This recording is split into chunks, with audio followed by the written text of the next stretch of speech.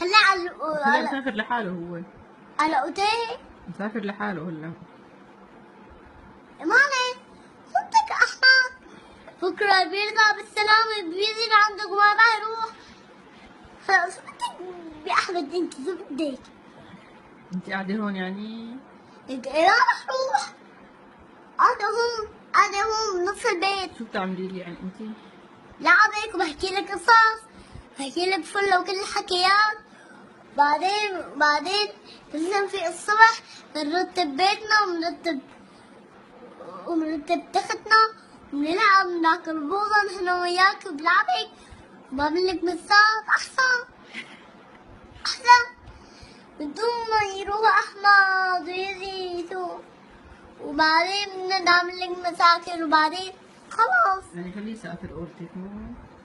ايه ليه تخافي معلش. معلش. يلا